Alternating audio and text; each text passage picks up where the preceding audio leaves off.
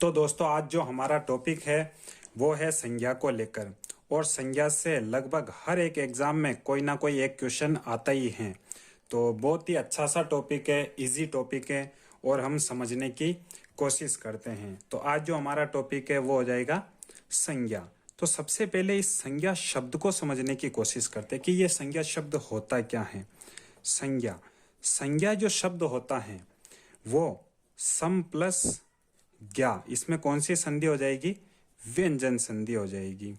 तो संज्ञा जो शब्द होता है सम प्लस ज्ञा से मिलकर बना होता है। इसका अर्थ होता है, जो संज्ञा शब्द होता है ना, इसका अर्थ होता है सब नाम। अब इस सब नाम का अर्थ क्या होता है? सबसे पहले हम इसके अर्थ को समझने की कोशिश करते हैं कि इसका अर्थ क्या हो सकता है।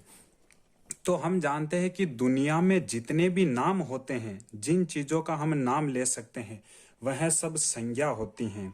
तो इसकी परिभाषा समझने की कोशिश करते हैं कि इसकी परिभाषा क्या होगी।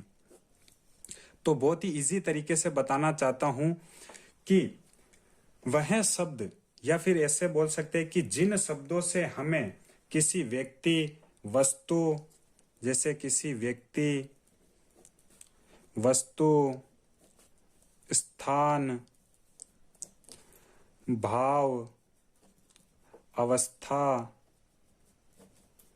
गुण, अगर इन चीजों का पता चलता है या इन चीजों का जो नाम होता है उसे ही हम क्या कहते हैं? संज्ञा कहते हैं।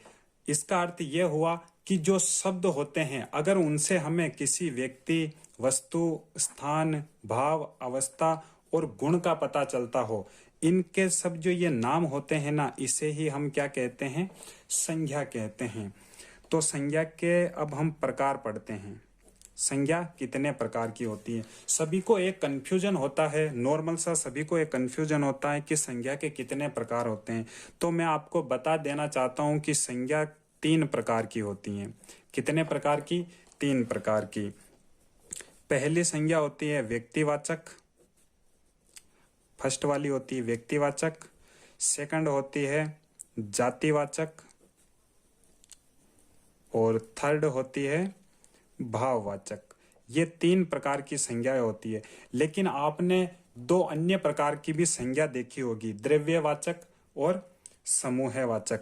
तो ये दोनों संज्ञाएं जातिवाचक संज्ञा के ही उपभेद होते हैं, इन्हें हम उपभेद बोलते हैं। ठीक है, कौन कौन सी? तो द्रव्यवाचक संज्ञा और एक होती है समूहवाचक। बट इतना ध्यान रखना कि जो संज्ञा होती है ओनली 3 प्रकार की होती है। आपको किसी अन्य लफड़े में नहीं फंसना है। सिंपल सा याद रखना, संज्ञा 3 प्रकार की होती है, व्यक्तिवाचक संज्ञा, जातिवाचक संज्ञा और भाववाचक संज्ञा।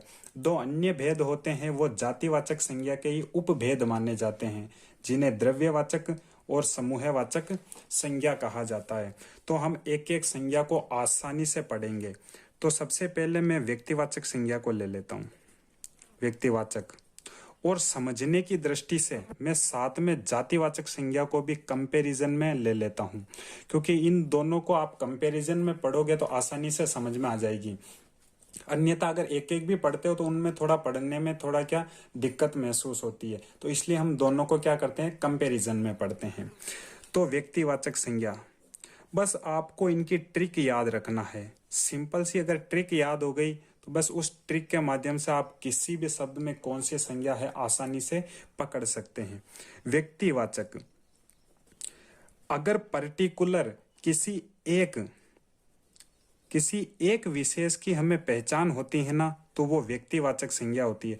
कहने का अर्थ ये कि हमें जिन शब्दों से हमें किसी बस एक वस्तु, किसी एक या किसी पर्टिकुलर वस्तु की विशेषता बताई जाती है, तो वो व्यक्तिवाचक संज्ञा होती है। और 2 या 2 से अधिक, या तो 2 या फिर 2 से अधिक, अगर इन चीजों का पता चलता है तो उसमें जातिवाचक संज्ञा होती है।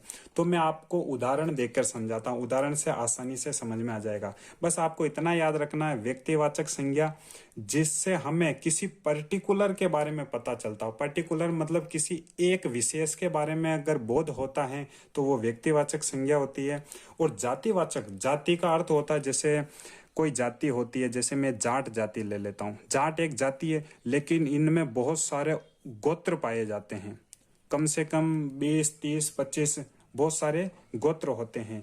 तो ये जाति होती है, इसके अंदर क्या होते हैं, अनेक गोत्र होते हैं। तो कहने का अर्थ ये, जिनसे हमें अनेक होने का पता चले उसमें जातिवाचक संज्ञा होगी, और किसी एक का पता चले या किसी एक का बोध हो तो उसमें व्यक्तिवाचक संज्ञा होती है। तो मैं आपको एक एक उदाहरण लेके बताता हूं। जैसे सबसे पहले मैं बताता हूं आपको भारत। क्या आपने भारत दूसरा देखा है कहीं पे? बिल्कुल नहीं। आपने ना तो आपने देखा है, ना मैंने कभी देखा है। तो जो विश्व में या वर्ल्ड में या अपने भारत में, राजस्थान में, जहां कहीं भी जो एक हो वो व्यक्तिवाचक संज्ञा होगी। जैसे मैंने लिख दिया भारत देश, तो ये हो गई व्यक्तिवाचक संज्ञा। लेकिन मैं सिर्फ लिख दूं देश, तो भाई हम किस देश की बात कर रहे हैं? इसमें तो भारत भी आ जाएगा, चाइना भी आ जाएगा, आपका बांग्लादेश आ जाएगा, अमेरिका आ जाएगा। तो देश से तो हमें बहुत सारों का पता चल रहा है, तो इसमें जातिवाचक संज्ञा होगी। मैं एक उदाहरण लेता हूं, जैसे गंगा। तो हमें पता है या आपको भी पता है कि मैं किसकी बात कर रहा हूँ। गंगा मतलब हम गंगा नदी की बात कर रहे हैं। क्या आपने गंगा नदी दो देखी है? नहीं। तो जिससे हमें किसी एक पर्टिकुलर का पता चलता है वो होती है व्यक्तिवाचक संज्ञा। लेकिन मैं सिर्फ लिख दूं कि नदी, तो भाई मैं किस नदी की बात कर रहा हूँ ये मुझे भी नहीं पता, ना आपको पता है। तो या दो से नदियां तो बहुत सारी है, तो नदी क्या हो जाएगी? जातिवाचक संज्ञा हो जाएगी। और अन्य उदाहरण लेके मैं आपको एक एक बताता हूँ। जैसे हिमालय, आप सभी को पता है कि हिमालय पर्वत एक ही है, तो इसमें व्यक्तिवाचक संज्ञा हो गई, जिससे हमें किसी एक के होने का बोध होता है। लेकिन मैं लिख दूं कि सिर्फ पर्वत, अब भाई हम किस पर्वत की बात कर रहे हैं? पर्वत तो बहुत सारे हैं, तो इसमें जातिवाचक संज्ञा हो जाएगी। जैसे मैं लिख दूं दैनिक भास्कर। दैनिक भास्कर, आपको भी पता है दैनिक भास्कर एक अखबार आता है जो एक ही है। लेकिन मैं लिख दूं सिर्फ पत्रिका, तो पत्रिका में तो बहुत सारी पत्रिका आ जाती है। आपके दैनिक भास्कर आ जाता है, नवज्योति आ जाता है, राजस्थान पत्रिका आ जाता है, बहुत सारे आ जाते हैं। जैसे मैं आपको एक उदाहरण देता हूं, होली, जैसे दीपावली, जैसे मैंने लिख दिया राजस्थान, जैसे मैंने लिख दिया शिक्कर। तो ये सब चीजें एक ही है, लेकिन इनके अपोजिट में मैं लिख देता हूं जैसे त्योहार। तो भाई मैं किस त्योहार की बात कर रहा हूँ ये मुझे भी नहीं पता। त्योहार तो बहुत सारे होते हैं। तो जिन शब्दों से हमें एक से अनेक होने का पता चलता हो उसमें कौन सी संज्ञा हो जाएगी? जातिवाचक संज्ञा हो जाएगी। और जिनसे हमें सिर्फ एक होने का बोध हो तो उसमें कौन सी संज्ञा हो जाएगी? आपकी व्यक्तिवाचक संज्ञा हो जाएगी। तो आपको आसानी से यह समझ में आ गया होगा। अब मैं आपको इनमें डिफरेंट करके बताता हूं। ये तो तब होता है जब आपको ये शब्द सिंगल दे रखे हो। क्या दे रखे हो? सिंगल दे रखे हो, तब इनमें यह संज्ञा होती है। लेकिन जब इनका वाक्य प्रयोग किया जाता है तो तब क्या होता है? तब हमें थोड़ी सी ध्यान देना होगा। जैसे मैं कुछ वाक्य प्रयोग करके आपको बताता हूं, ठीक है? जैसे मैंने लिखा, नेताजी ने कहा, नेताजी ने कहा तुम मुझे खून दो, तुम मुझे खून दो, मैं तुम्हें आजादी दूंगा। यह लाइन किसने लिखी थी? अब क्वेश्चन पूछा जाता है, नेताजी के नीचे अंडरलाइन कर दी जाएगी और आपको पूछा जाएगा कि नेताजी शब्द में कौन सी संज्ञा है। अब आप बोलोगे जैसे नेता, नेता शब्द जो होता है वो जातिवाचक संज्ञा होती है। कौन सी संज्ञा होती है? जातिवाचक संज्ञा होती है। तो आप यहाँ कंफ्यूजन होके इसको जातिवाचक संज्ञा मत कर देना। क्यों? इसमें जातिवाचक संज्ञा नहीं है। आपको सिर्फ इतनी सी ट्रिक याद रखना, अगर घूम फिर के हम किसी एक आदमी पर या किसी पर्टिकुलर विशेष पर आ जाते हैं तो उसमें व्यक्तिवाचक संज्ञा होगी, और एक से अधिक होने का बोध हो तो वो जातिवाचक संज्ञा होगी। आपको सिर्फ यही ट्रिक याद रखना। अब मुझे ये बताओ कि ये जो मैंने वाक्य लिखा है, नेताजी ने कहा तुम मुझे खून दो, मैं तुम्हें आजादी दूंगा, ये किसके लिए है? ये आपको भी पता है, सुभाष चंद्र बोस के लिए है। सुभाष चंद्र बोस। तो अब आप मुझे एक बात बताओ, सुभाष चंद्र बोस एक ही हुए हैं या बहुत सारे हैं? आपको भी पता है ये बात किसके लिए कही जा रही है? जिन्होंने आज़ादी के लिए लड़ाई लड़ी थी। हम उन सुभाष चंद्र बोस की बात कर रहे हैं। तो इसमें कौन सी संज्ञा हो जाएगी? आपकी व्यक्तिवाचक संज्ञा हो जाएगी। ठीक है, एक उदाहरण मैं और लेता हूं, आपको 2-4 उदाहरण लेके बताता हूं। जैसे मैंने एक शब्द लिखा रावण, रावण शब्द लिखा। अब आपको भी पता है कि रावण शब्द में कौन सी संज्ञा है। आपको पता है रावण शब्द में कौन सी संज्ञा हो जाएगी? व्यक्तिवाचक। क्यों? क्योंकि आपको पता है कि यह वो रावण है जिसको श्री राम ने मारा था। ये वही रावण है जिसको राम जी ने मारा था। ये रावण एक ही है, इसलिए इसमें कौन सी संज्ञा हो जाएगी? व्यक्तिवाचक। लेकिन मैं आपको एक वाक्य लिखकर बताता हूं और आपको बताना है कि उसमें कौन सी संज्ञा है।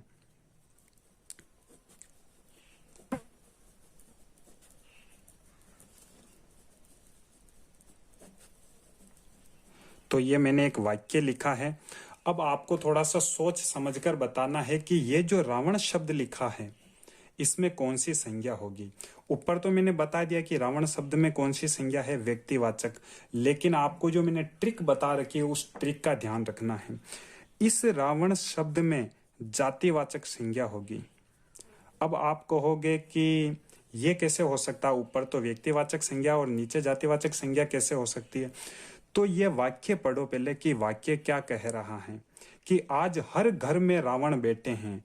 मतलब रावण जैसा चरित्र रखने वाले अनेक आदमी हैं। आज हर घर में ऐसे आदमी मिल जाएंगे जिनका चरित्र बिल्कुल रावण से मिलता है, जो बिल्कुल दूसरों के घर में जाते हैं और बहन बेटियों के साथ दुर्व्यवहार करते हैं। ये उन रावण की बात की जा रही। कौन से? जो आज कलयुग में है। तो ऐसे तो रावण आपको बहुत सारे देखने को मिलेंगे, इसलिए इसमें कौन सी संज्ञा होगी?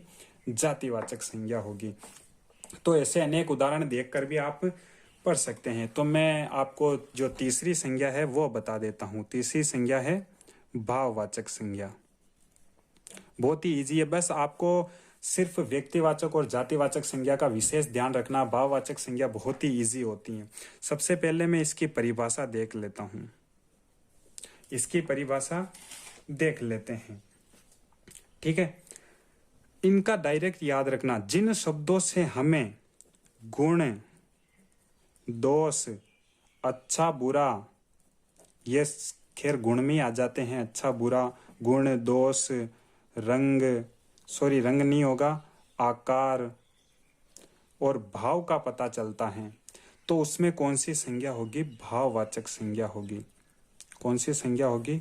भाववाचक संज्ञा होगी। अब मैं आपको कुछ उदाहरण लेके बताता हूँ इजी। जैसे सबसे पहले मैंने एक उदाहरण लिया चोर। तो चोर में कौन सी संज्ञा होगी? चोर में संज्ञा होगी जातिवाचक संज्ञा। कौन सी संज्ञा हो जाएगी? आपकी जातिवाचक। लेकिन चोर क्या करता है? चोरी करना एक गुण है, चाहे वो अच्छा गुण माना जाता है या बुरा। हमारे समाज की तरफ से वो अच्छा या बुरा गुण जो भी माना जाता हो, लेकिन चोरी करना एक क्या है? गुण है। तो गुण किस में आ जाते हैं? भाववाचक संज्ञा में। तो ये एक भाव बताते हैं हमने को, एक गुण का बोध कराते हैं। जैसे राम ईमानदार हैं। राम ईमानदार हैं। क्या है? राम बहुत ईमानदार है। तो ये ईमानदार है, क्या है? उसका भाव है, उसका गुण है। तो इसमें कौन सी संज्ञा हो जाएगी? भाववाचक संज्ञा। जैसे ईमानदार हो गया, चोरी हो गया, लंबाई हो गया, मिठास हो गया, बचपन हो गया, या आपके सब में भाववाचक संज्ञा हो जाएगी।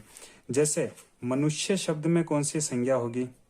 मनुष्य शब्द में आप कहेंगे कि मनुष्य तो जातिवाचक संज्ञा है, बिल्कुल जातिवाचक संज्ञा है।